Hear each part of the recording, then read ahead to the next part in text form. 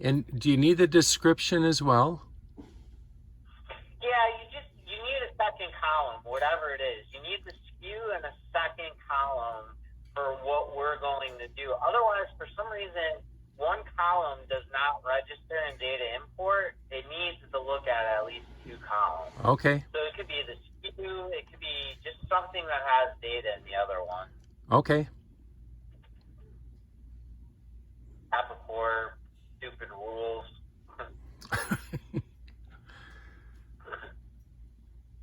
Yeah, this was my thought where, okay, so I've got over 1,000 SKUs that are affecting my ADW, almost 1,300. Well, yeah, and up in your Mango count sheets and everything else. Like, once you get the store set and we get rid of these guys and you want to start diving in and executing the Mango count sheets again, these items won't appear on there.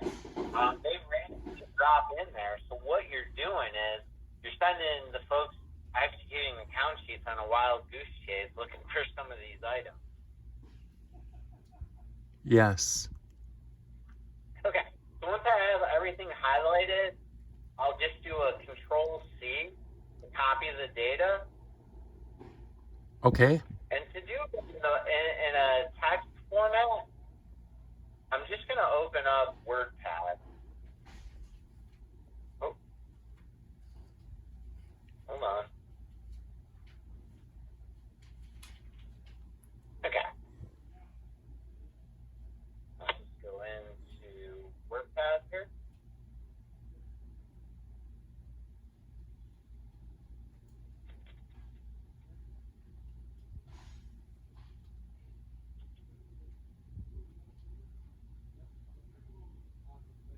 And then all I do is just Control-V.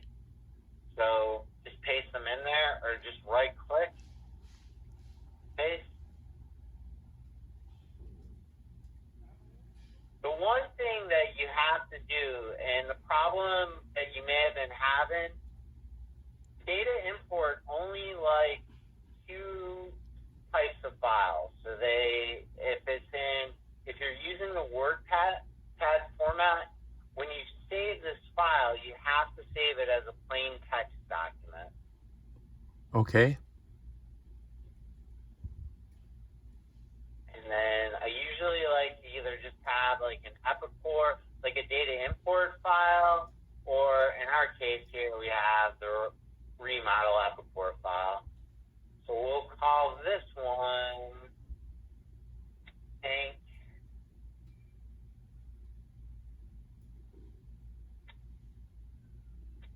Let's continue.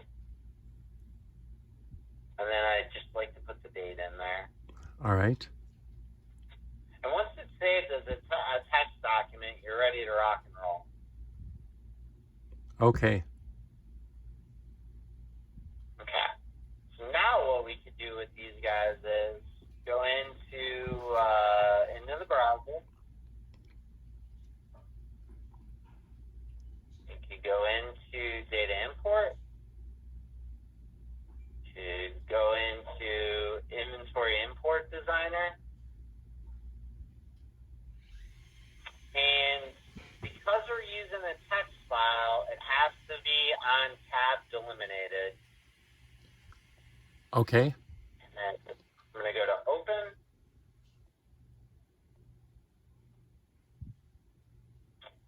And I'll go to my desktop.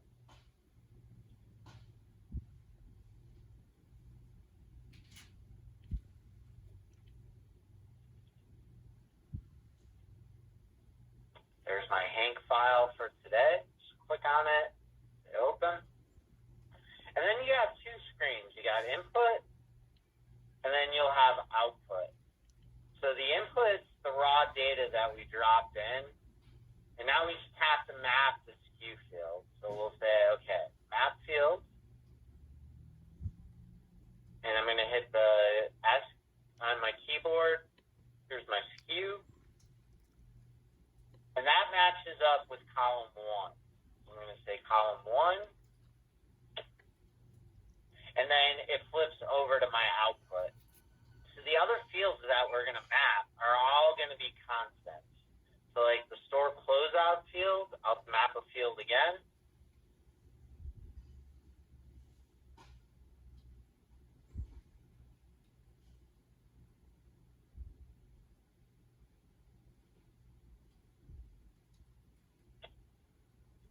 And instead of giving it position from our spreadsheet, we're just going to say, all these SKUs, I want that to be a Y.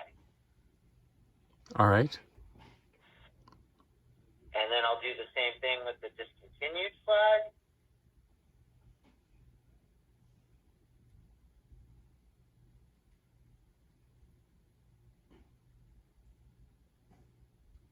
There it is. And the same thing, constant as a Y. While we're in here as well, for Mango Cadence, we'll go into map fields and we'll look for location 2.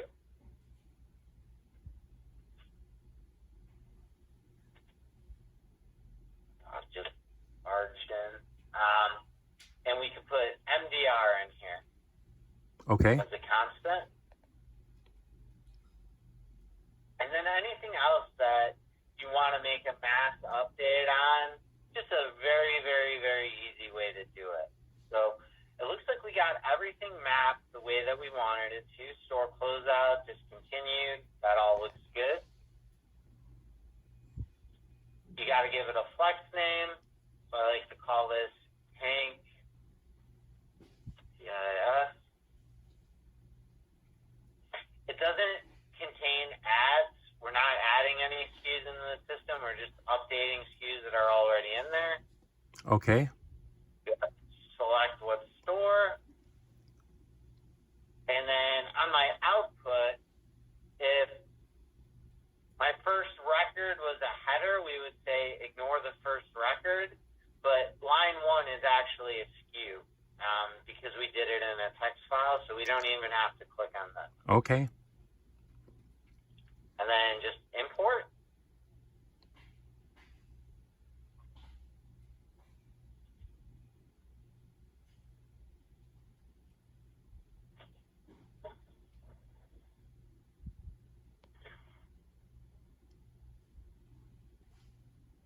Zero errors.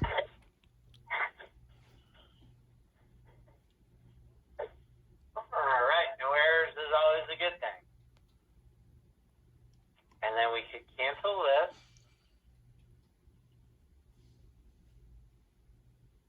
And then just one step to execute. We could say no here. And then we just have to go into FIL to finalize it. So data import initiates the changes. FIL gives you a chance to review it before you finalize it. Sure what all those guys are. Is there any way to get rid of the delete old flex names? Yeah, we could get rid of all that stuff. That's our first remodel one. Okay, so there's our Hank discontinued.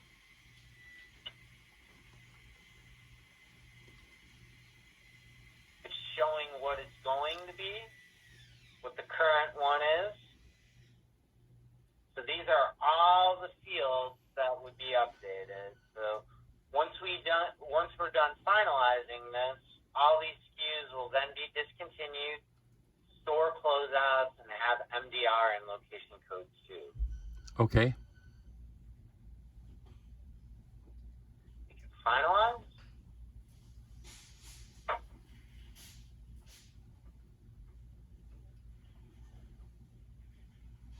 Just make sure this isn't gonna shoot some paper out. Nope.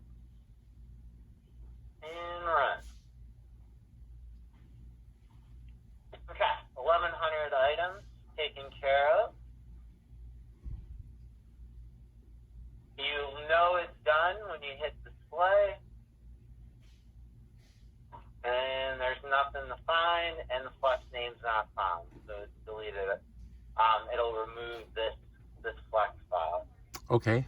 Now, there's still quantity quantity on hand for those guys as well.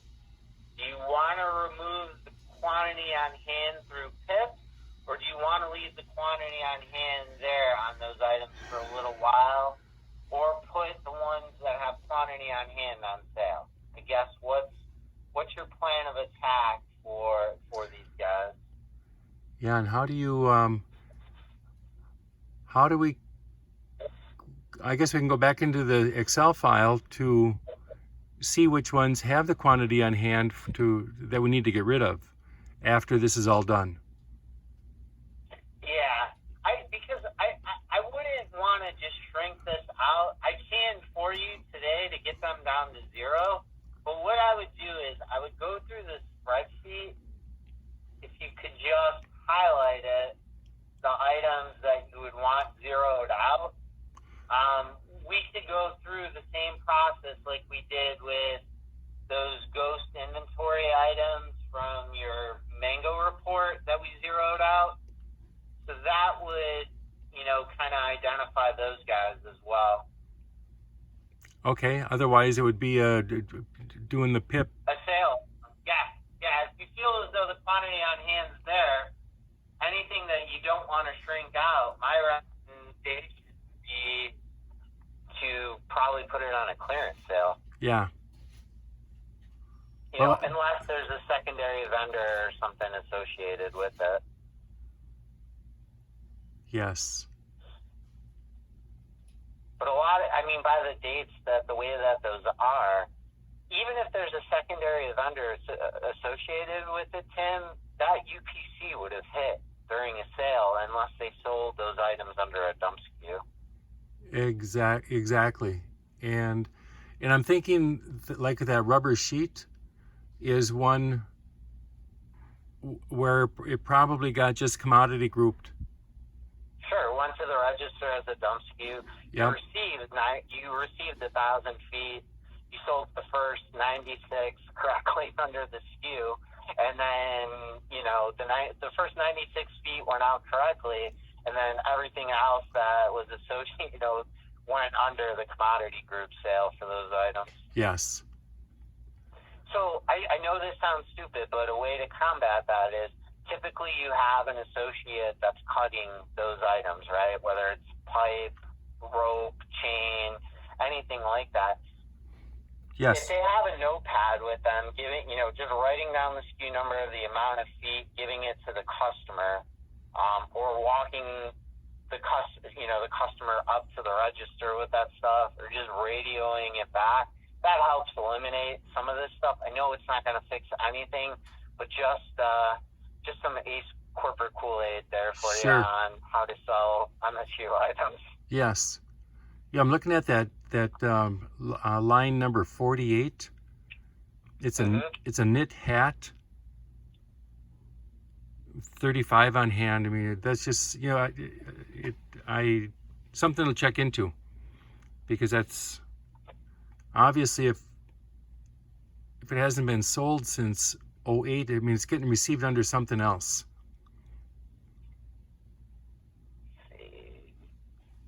Yeah. This guy here? Yes. So to have 35 on hand, and not having sold one in the last 12 years. You know what? Let's junk this report.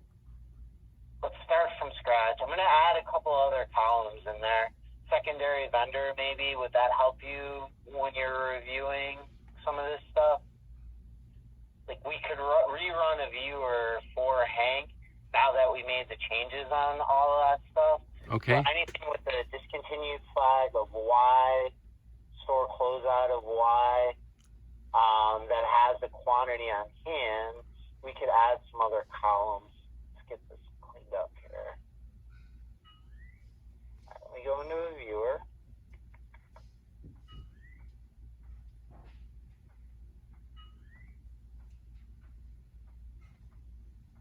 Customer maintenance somehow.